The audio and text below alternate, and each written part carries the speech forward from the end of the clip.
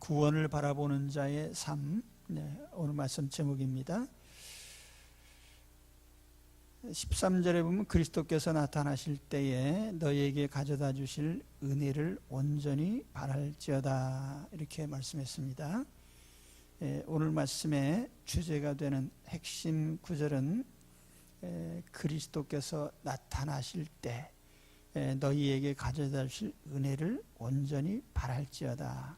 여기 온전히 바랄지어다, 이 말씀에 초점을 두겠습니다.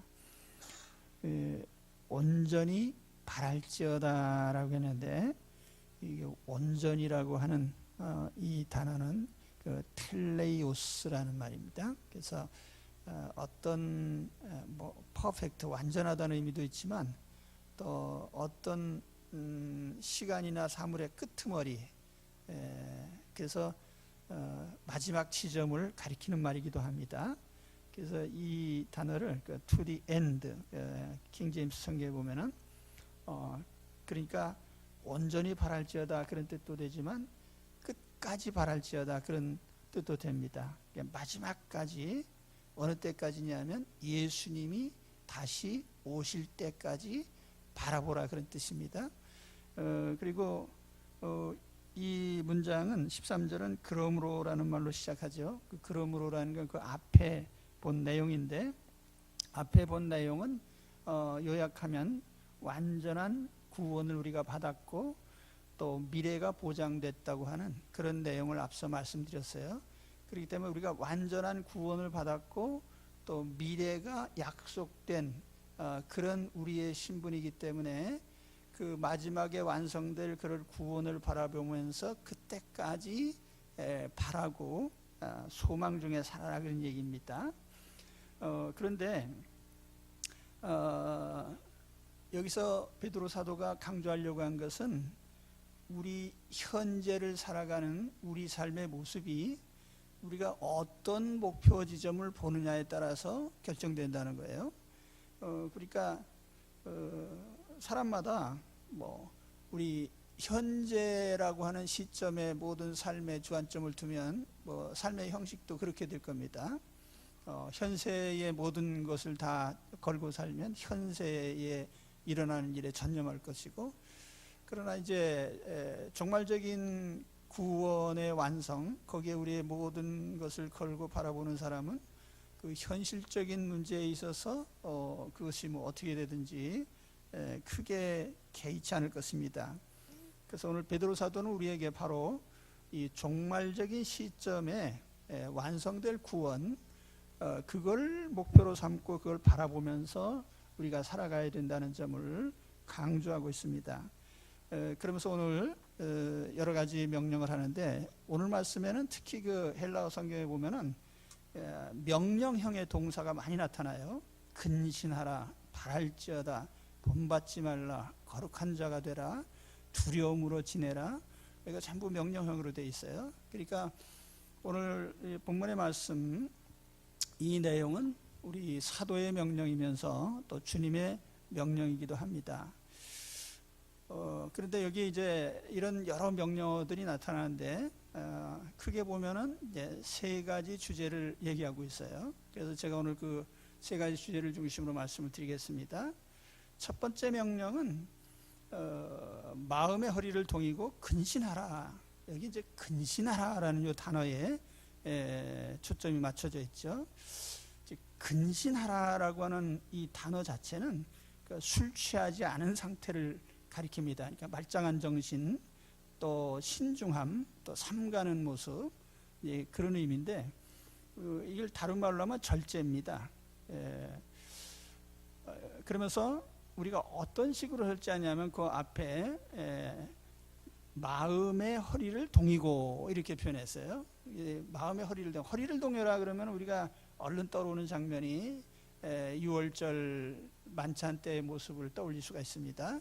출애굽기 12장 13장에 보면은 6월절 때에 애굽을 탈출하기 직전에 그들이 식사하는 모습이 옷을 입고 신발을 신고 허리띠를 메고 지팡이를 짚고 급한 모습으로 식사하는 그런 장면이 나옵니다. 그때 그 허리를 동였다고 하는 것은 명령이 떨어지면 움직일 준비를 하는 거예요. 본문 우리 베드로전서 초반에도 나오지만 본문에도 나타납니다. 17절에 우리가 나그네거든요. 나그네는 어느 장소에 모든 것을 두고 사는 사람이 아니니까 명령이 떨어지면 움직여야 돼요. 하나님의 명령에 의해서 바로 그 명령이 떨어지면 움직일 자세를 취하는 것이 허리를 동인 겁니다. 그래서 허리를 동이고 있다가 하나님께서 명령 떨어지면 움직여야 되니까 이 절제라고 하는 의미가 뭐냐 하면 현세에 우리가 나그네로 살고 있는데 거기다 하고 싶은 걸 다 할 수는 없다 그 말이죠. 그러니까 뭔가 우리는 하고자 하는 것을 다 하진 못한다는 얘기예요.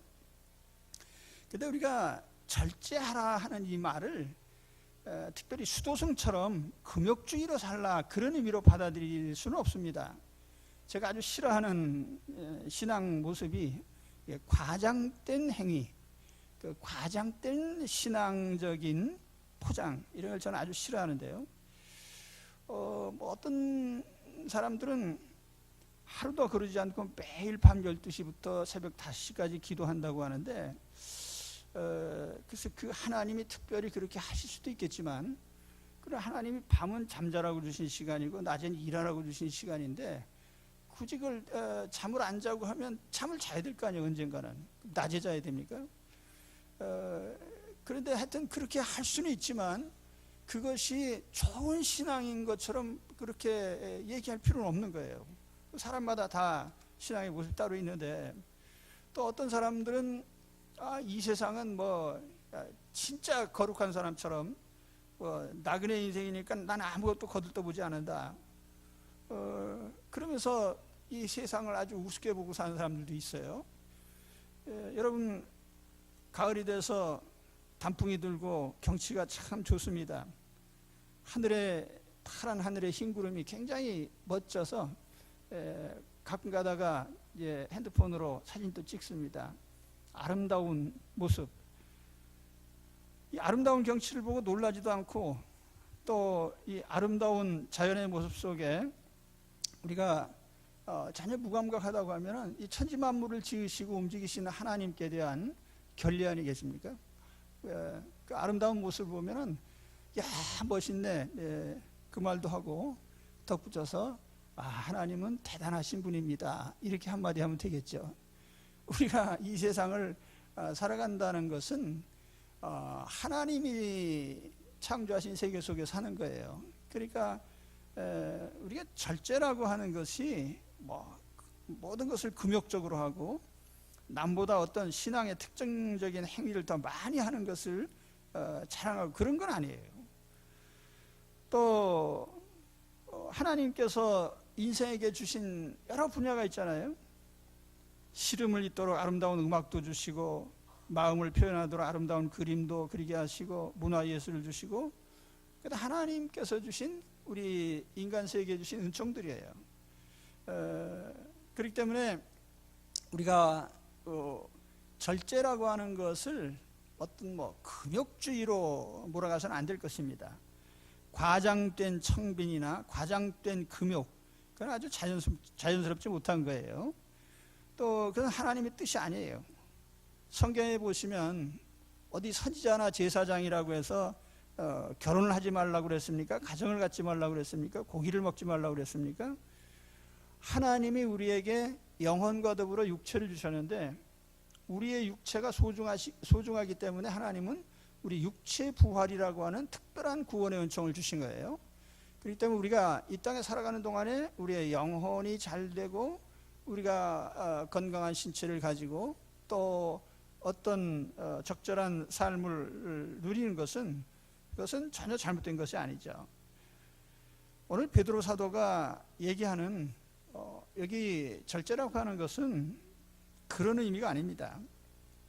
아마 베드로 사도가 말하려고 하는 취지를 또 잘 대변하고 있는 것이 바울 사도의 글인데, 고린도전서 7장 29절에서 31절에 보면 이런 말씀이 나옵니다. 형제들아, 내가 이 말을 하노니 그 때가 단축하여진 고로 이후부터 안에 있는 자들은 없는 자같이 하며 뭐 결혼을 하지 말란 얘기가 아니라 그러나 거기에 뭐 인생을 다 거는 건 아니란 말이죠.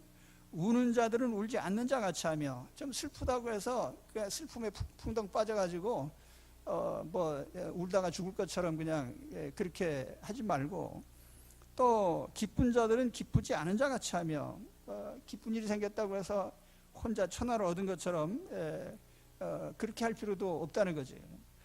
또 매매하는 자들은 없는 자 같이 하며, 매매를 하지 말란 얘기가 아니라 내가 온 세상을 다 가진 것처럼 그렇게 잘난 척 하지 말고 적절히 돈을 사용하라는 얘기겠죠.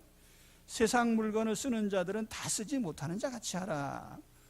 그러면서 이 세상의 외형은 지나감이니라, 이런 말씀을 했습니다. 그러니까 사도 바울의 이 말씀을 한 저희는 뭐냐면, 우리가 세상 사람들이 살아가는 모습을 우리도 다 대등하게 살아갑니다. 단 우리는 그것이 전부가 아니라는 그런 의식을 가지고 살라는 것이죠. 그래서 사실 이 절제의 참 모습은 우리가 원하는 것보다 조금 못하게 하는 것입니다. 제가 평소에 생각하는 절제는 세상 평균치보다 조금 높은 수준의 절제, 그 정도만 해도 뭐 괜찮습니다. 오늘날 교회가 비난을 받고 예수 믿는 사람들이 욕먹는 것은 그들의 삶이 세상 평균치가 안 되기 때문이에요. 우리의 도덕성이 세상 평균치보다 높아야 되겠죠? 당연히 그렇습니다. 또 우리의 언행이 세상 사람들보다는 품격이 있어야 될 거 아닙니까? 또 우리의 대인관계가 세상 평균보다는 더 좋아야 되죠. 너무 고상해 보이려고 애쓰지 마시고 바리새인들처럼 신앙이 좋은 척, 경건한 척 하지는 마시고요. 있는 그대로. 그러나 우리의 삶의 모습이 세상 사람들보다는 조금 더 자기 자신을 제어할 수 있는 그런 모습이면 되는 거예요. 그러니까 뭐 다른 말로 하면은, 내가 뭘 하고 싶다 그랬을 때 그 하고 싶은 것 분량에 그보다 조금 적게 항상 하시면 돼요. 그죠? 우리가 음식 먹다가 절제한다 그러면은 밥만 먹고 그만두는 게 아니라 한 숟갈 덜 먹고 놓는 정도 아니겠습니까? 그래서 가령 내가 소유를 원한다, 또 그랬을 때 우리가 내가 원하는 만큼의 소유가 아니라 그보다 좀 적게, 또 내가 누리는 것도 내가 바라는 것보다는 조금 적게, 하고 싶은 말도 다 하지 말고, 생각난다고 그냥 다 말하지 말고 조금은 말을 좀 삼가하고, 그렇죠?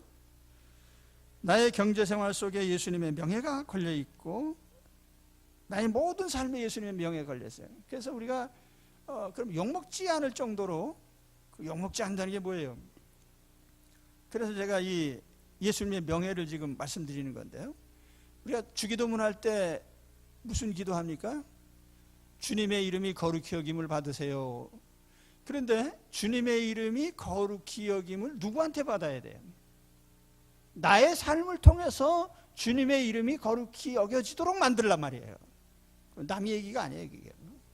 그러니까 나의 말을 통해서, 나의 삶을 통해서, 나의 가정생활을 통해서 내가 자녀를 기르고 부부생활을 하고, 혹은 내가 직장에서 업무적인 직업적인 일을 하고, 그런 모든 삶을 통해서 주님의 명예가 손상되지 않을 정도의 행위를 하란 말이죠. 그게 절제예요. 오늘 우리 하나님께서 우리가 이제 종말에 완성될 구원을 바라보면서 오늘을 살고 있습니다. 그럼 오늘 우리에게 요구되는 첫 번째는 내가 하고 싶은 모든 일에서 조금은 절제하면서 살아가라 하는 거예요. 그리고 나의 삶을 통해서 주님의 명예가 손상되지 않을 정도의 처신을 하면 됩니다. 특별히 신령하게 보이시려고 애쓰실 필요도 없고요. 남보다 내가 믿음 생활 잘한다는 것을 굳이 알리려고 애쓰시지 마세요. 다만 주님의 명예를 나의 말 한마디를 통해서나 나의 삶을 통해서 주님의 명예가 손상되지 않을 정도면 괜찮아요. 그래서 이런 절제 생활을 하시기 바랍니다. 그 우리 사도 바울이 우리에게 요구하는 거예요. 그 다음 두 번째 명령은 거룩한 삶입니다. 모든 행실에 거룩한 자가 되라. 자, 14절에 보시면 너희가 순종하는 자식처럼 전에 알지 못하던 때에 너희 사욕을 본받지 말고 오직 너희를 부르신 거룩한 이처럼 너희도 모든 행실에 거룩한 자가 되라. 기록되었으되 내가 거룩하니 너희도 거룩할지어다 하셨느니라. 거룩함이라는 건 하나님의 본성이에요. 그래서 하나님과 함께 사는 우리 성도들은 당연히 거룩해야죠. 그의 뭐 인격이라든지 모든 행위가 당연히 거룩해야 돼요. 거룩함이라고 하는 의미가 물론 뭐 죄 없는 상태를 가리켜요. 그런데 오늘 우리 삶에서 그 거룩함이 어떻게 드러나는가? 거룩함이 뭐 사람의 눈에 띄는 거 아니에요. 그 사람 마음이 거룩한지 뭐 더러운지 어떻게 알겠어요? 그러나 오늘 말씀 14절에 보면은 그 거룩함이라고 하는 것에 중요한 우리 삶에서의 모습이 뭐 어떤 말로 드러나냐면은 순종하는 자식처럼이라는 이런 단어에 드러나 있습니다. 여기 순종이라는 단어에 주목하셔야 돼요. 순종하는 자식처럼. 하나님의 뜻에 순종하는 것이 거룩함의 표현이에요. 그러니까 우리가 거룩하다, 그 뭐야? 하나님의 뜻에 순종했다, 하나님의 뜻을 따랐다, 그런 뜻이에요. 하나님의 뜻을 거스리는 것이 죄고 그것이 더러움이죠. 그러면서 본문에 보면은 전에 알지 못할 때에 따르던 너희의 사욕을 본받지 말아라. 자, 우리가 하나님께 순종하기 위해서 버려야 될 것이 있어요. 포기해야 될 게 있는데, 그거는 우리 하나님의 자녀가 되기 전에, 우리 신앙을 갖기 전에 우리가 살아왔던 삶의 방식인데요. 전에 알지 못할 때에 따르던 너희의 사욕을 본받지 말아라. 여기 알지 못할 때, 이건 뭐 원문상으로 보면 무식하다는 뜻입니다. 우리가 학문적으로 무식하다 그런 의미가 아니라 하나님에 대해서 알지 못해요. 하나님이 계신지도 모르고. 사실 영적으로 보면은요, 무신론자가 제일 무식한 사람이에요. 하나님의 존재 자체를 부정했기 때문에. 그리고 당연히 하나님 인정하지 않으니까 하나님의 뜻이 뭔지도 모르고 하나님의 뜻을 따르려고 하지도 않죠. 그래서 이런 사람에게 거룩함을 기대할 수 없어요. 그렇기 때문에 거룩함은 하나님의 뜻을 따르는 것인데, 그러기 위해서 우리가 불신앙자로 있을 때 가졌던 사욕을 본받지 마라. 사욕이라고 표현한 건 이게 이제 금지된 욕망을 가리키는 말이에요. 그래서 하나님이 금했는데 우리가 인간적인 욕망으로 하는 일들이 있잖아요. 영문 성경에 보니 러스트라는 말로 이렇게 번역을 했는데요. 그러한 사욕을 따르지 않고 하나님의 순종하는 자녀처럼 하나님의 뜻을 따르기를 애쓰는, 그것이 거룩한 삶의 모습이에요. 근데 이제 그 사욕을 따르는 삶에 있어서 이게 보충 또 설명이 나오죠. 전에 알지 못할 때에 따르던 너의 사욕을 여기 본받지 말라라고 하는 표현이 나옵니다. 본받지 말아라. 이 본받지 말아라라고 하는 이 단어가, 본받지 말라는 게 우리 말로는 이제 몇 개 단어로 되어 있는데 헬라어로 한 단어예요, 이게. 근데 합성어로 되어 있습니다. 모양이라는 단어는 이게 얼굴이라는 뜻입니다. 그리고 거기에 이제 어떤 이 패셔닝 혹은 컨펌 이렇게 이제 번역을 했는데요. 어떤 모양, 그 모양을 따라가는 것을 말합니다. 모양을 따라가는, 외형을 일치시켜가는. 사실 우리 세상 살이가 다 그래요. 얼마나 우리가 외모에 신경을 씁니까? 근데 사실 이런 삶은 앞으로 더 지속될 거예요. 근데 말세가 되면 더 심해지리라고 생각해요. 그러니까 사람마다 보면은 자연산 얼굴이 없어요. 또 태어날 때 얼굴하고 돌아가실 때 얼굴이 다르고, 또 엄마와 자식이 같이 걸어가는데 모양이 달라서, 이제 유전자가 달라서 그런 게 아니고 때도 고쳤기 때문에요. 이게 이 패션이라고 하는 이 삶의 모습이 뭐 얼굴 모양, 뭐 신장, 체중, 뭐 우리 의복, 신발, 머리 모양, 그러니까 우리가 살아가는 모습이 다 그렇잖아요. 뭐 어떤 집에 사느냐, 어떤 차를 타느냐, 어떤 지위에 있느냐, 어떤 타이틀을 갖고 있냐, 이런 게 전부 외형이죠. 이제 그 외형을 따르는데 우리가 치중하는 것이 이 땅의 삶이에요. 그런데 우리가 이 겉모양 따라하기를 하다 보면은 그냥 세월 다 가는 거예요. 우리가 하나님의 자녀로 참 마지막에 이루어질 구원을 바라보면서 사는 사람인데, 우리가 삶이 달라져야 될 거 아니에요. 그래서 겉모양 따라하기 하지 말고 이제 새로운 삶의 표준을 가져라. 그래서 15절 상반절에 보면은 오직 너희를 부르신 거룩한 이처럼, 그러니까 우리를 부르신 거룩한 이, 우리 예수 그리스도처럼, 우리를 부르신 하나님처럼, 그리스도의 모습처럼 너희도 모든 행실에 거룩한 자가 되라. 그러니까 우리 내면, 우리 생각, 이게 다 새로운 표준으로 바뀌어야 되는데요. 여기는 우리의 생각이나 사상이나 사고방식이나 말이나 언행, 행동, 또 대인관계나 사회생활이나 정치, 경제, 문화, 예술, 모든 삶의 영역에 전체가 새로운 모습으로 바뀌어야 됩니다. 그래서 여기 이제 두 가지로 정리할 수 있는데, 첫째는 새로운 삶의 외형을 가져야 돼요. 그 세상 사람들은 외형을 이유도 없이 끝없이 바꾸려고 애를 써요. 근데 우리는 외형을 바꾸는 데 치중하는 것이 아니라 하나님의 자녀다운 외형을 가지도록 애써야 되는 겁니다. 우리의 삶의 외형은 유행이 아니고 단정한 모습이에요. 누가 봐도 하나님 자녀답다고 인정할 수 있는, 그렇죠? 모르겠습니다. 저는 이제 이 문화적 흐름 속에 참 하도 많이 변하니까 가끔 가다가는 내가 참 소신을 가지고 행동을 했는데 너무 세상 표준하고 달라가지고 내가 외계인처럼 느낄 때도 가끔 있습니다.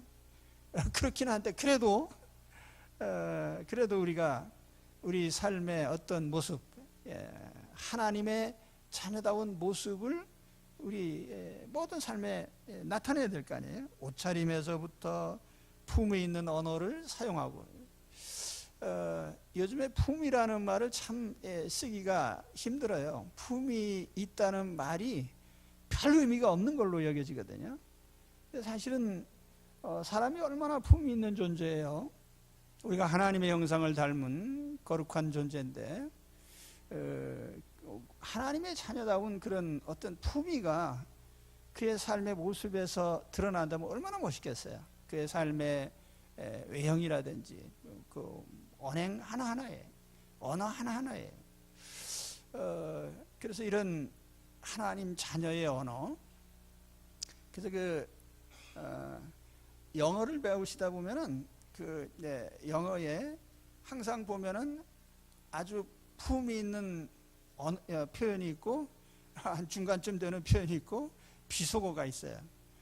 또래들만 얘기하는. 근데 이게 점점 세상이 이 매스컴의 영향을 받다 보니까 그 품이 있는 쪽의 언어는 점점 도태되고, 점점 그 제일 낮은 등급의 언어가 보편 언어가 되는 거예요. 그렇게 되다 보면 어떻게 되냐면 사람들 자체가 전부 품위가 없어져요.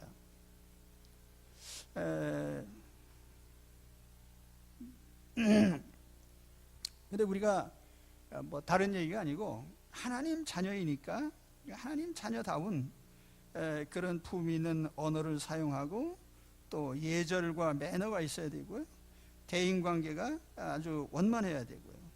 우리의 돈 쓰는 모습이나 뭐 내 돈 가지고 내가 쓰지만은 그 돈 쓰는 모습, 또 취미생활하는 모습, 이런 삶의 전반적인 모습들이 신자다워야 돼요. 아까 제가 주님의 명예를 손상시키지 않을 정도로 절제하라고 그랬죠. 그래서 우리 삶의 외형이 중요하다면 정말 하나님 자녀다운 그런 삶의 외형으로 우리 삶을 바꿔야 되겠다는 것입니다. 또 두 번째는 물론 우리 내면이죠. 내면을 바꾸는 건 뭐 말할 것도 없어요.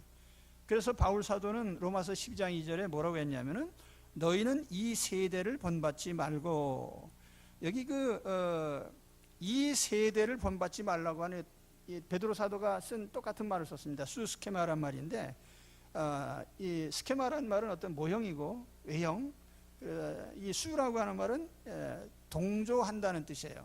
동화시킨다는. 그러니까 모양을 같이 하지 말아라, 그런 뜻이에요.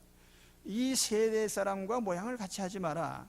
그 대신에 마음을 새롭게 해라. 내면의 변화를 가져와라. 그러면서 그 내면의 변화를 가져온 결과가 뭐냐면은 하나님의 선하시고 기뻐하시고 온전하신 뜻이 무엇인지 분별하도록 하라. 하나님의 뜻이 무엇인지 알아챌 수 있는 분별력을 가지는 그런 마음이 된다면 그것이 새 사람의 모습이에요. 겉모양 따라 하기를 이제 더 이상 하지 말고 내면에서 마음의 변화를 가져와서 우리가 기도를 하든지 우리가 어떤 삶을 살아가든지 하나님의 뜻은 이런 것이라고 알아챌 수 있는 그런 정도의 영적인 분별력을 가지면 얼마나 좋겠는가. 그게 이제 새 사람의 모습이에요. 그래서 베드로 사도도 베드로전서 3장 3절에 말하기를 너희의 단장은 머리를 꾸미고 금을 차고 아름다운 옷을 입는 외모로 하지 말고 오직 마음에 숨은 사람이 속사람을 온유하고 안정한 심령에 썩지 아니할 것으로 하라. 이는 하나님 앞에 값진 것이니라. 그래서 오늘 우리 이러한 거룩한 삶, 하나님의 자녀다운 거룩한 모습으로 변화되시고 또 그렇게 사시기를 축원합니다. 이게 베드로 사도가 두 번째 명령이에요. 세 번째 명령은 뭐냐면 나그네의 때를 두려움으로 지내라, 이렇게 또 권면을 합니다. 나그네의 때를 두려움으로 지내라. 17절에 무슨 외모로 보시지 않고 각 사람의 행위대로 심판하시는 일을 너희가 아버지라 부른즉 너희가 나그네로 있을 때에 두려움으로 지내라. 여기에 명령어는 두려움으로 지내라 하는 겁니다. 두려움으로 지내라. 이 땅의 삶의 길이 나그네라는 건 이제 강조했죠. 베드로 사도가 초반부터 얘기한 건데, 우리가 나그네로 살아가면서 두려움으로 지내라 말이에요. 두려움으로 지내라. 이 포보, 우리가 그 포비아라는 말 있잖아요, 영어에. 뭘 두려워할 때 포비아라는 말 갖다 붙이는데 그 단어입니다. 두려워하라. 우리가 두려워하면서 하루하루 살아가는 거예요. 그 어떤 두려움인가요? 무엇을 두려워하라는 말이죠? 그래서 이걸 의역을 해서 이제 몇몇 영문 성경에 보면 live in reverent fear입니다. reverent란 말은 무슨 뜻이냐면은 숭배한다는 뜻이기도 하고 존중한다는 뜻이기도 해요. 그러니까 그런 경배하는 마음의 두려움. 구약 성경에 많이 나타나는 단어 중에 경외라는 말이 있습니다. 그 경외라는 말이 히브리 말로 두려워하다는 뜻인데 하나님을 존중하고 공경하는 마음으로 하나님을 두려워하는 거예요. 근데 사실 하나님이 아무 능력도 없다면 두려워하지 않겠죠? 하나님은 대단한 능력을 가지신 분이죠. 우주 가운데 유일한 신, 창조주십니다. 그래서 우리는 하나님을 향한 두려움, 정말 하나님의 권세 앞에 두려워하는,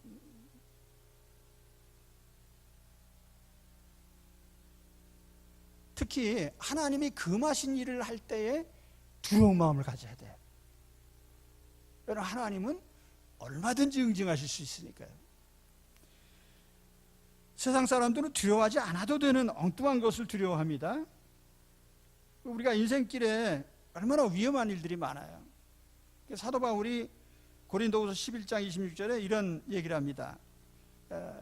세계 여행을 하면서 여러 번 여행하면서 강의 위험과 강도의 위험과 동족의 위험과 이방인의 위험과 시내의 위험과 광야의 위험과 바다의 위험과 거짓 형제 중의 위험을 당하고 또 수고하며 애쓰고 여러 번 자지 못하고 줄이며 목마르고 여러 번 굶고 춥고 헐벗었노라. 그러니까 바울이 이 말한 것은 그래서 내가 두려워 죽을 뻔했다 그런 얘기가 아니고, 그러나 이런 것들은 아무 문제가 없었다라는 것을 얘기하려고 하는 거예요. 사도들은 이러한 세상 사람이 두려워하는 것 때문에 두려워한 것이 아니고 오직 우리의 운명을 좌우하실 수 있는 하나님을 두려워한 거죠. 우리는 하나님을 두려워하고 하나님의 뜻을 어기는 것을 두려워해야 됩니다. 죄를 지으면 하나님의 진노, 하나님의 징계를 받아요. 하나님의 진노를 두려워해야 됩니다. 요즘 정치인들을 보면은 여론을 너무너무 무서워해요. 근데 하나님은 하나도 두려워하지 않습니다. 하나님에 대해서는 무식하니까요. 예. 자신들의 운명이 누구 손에 달려있는지를 몰라요. 한 개인이 죽고 사는 일이 하나님 손에 있습니다. 한 가문의 번영과 몰락이 하나님 손에 있습니다. 한 나라의 민족과 나라와 민족의 흥망성쇠가 하나님 손에 있습니다. 이스라엘이 몰락한 이유가 뭐죠? 하나님 눈치를 보지 않고 여론만 따라가다 망한 거예요. 그래 국가적으로 완전히 망했어요. 통째로. 하나님의 진노가 두려운 이유는 두 가지입니다. 첫째로 하나님은 사람들의 행위를 잘못 판단하시는 경우가 전혀 없어요. 또 어떤 사람이 혹시 사람 눈에 띄지 않게 죄를 지을 수 있죠. 근데 하나님 눈에 띄지 않는 경우는 없어요. 세상 법정에서 보면은 세상 재판은 항상 증거재판주의거든요. 죄를 확실히 저질렀어도 증거가 없으면 무죄가 돼요. 또 반대로 조작된 증거를 잘못 판단하면 또 그 증거대로 오판할 수가 있습니다. 집단 범죄라고 하는 것도 마찬가지예요. 세상 지도자들이 간혹 혹세무민할 수 있습니다. 여론을 호도할 수도 있습니다. 그러나 하나님은 사람의 마음 속속을 보시는 분이기 때문에 그 음흉한 의도를 아시고 잘못된 생각을 아셔요. 결코 겉모양만 보고 판단하신 분이 아닙니다. 누가 은밀하게 범죄를 저질러서 사람들 눈에 드러나지 않았다 할지라도 하나님 눈에는 감출 수가 없어요. 그래서 오늘 말씀에 뭐라고 하죠? 외모로 보시지 않고 각 사람의 행위대로 심판하신 분이다. 이 말을 붙인 겁니다. 하나님이 사람들의 행위대로 심판하시는데 그 행위를 혹시 잘못 판단하시는 경우는 없단 말이에요. 행위대로 정확히 보시는 분이에요. 또 한 가지 하나님의 진노가 무서운 이유는 하나님은 처벌 방법이 무궁무진하게 많으십니다. 자, 법정에서 재판관이 판결을 내릴 때에 처벌할 수 있는 것은 오직 법조문에 있는 대로만 처벌할 수 있어요. 법조문에 없는 걸 처벌할 수는 없어요. 이제 죄형 법정주의라고 합니다. 어떤 죄에 대해서 처벌하려면 반드시 법에 있어야 돼요. 그런데 하나님은 어떤 분이냐면은 하나님은 처벌 방법이 너무너무 많으신 분이에요.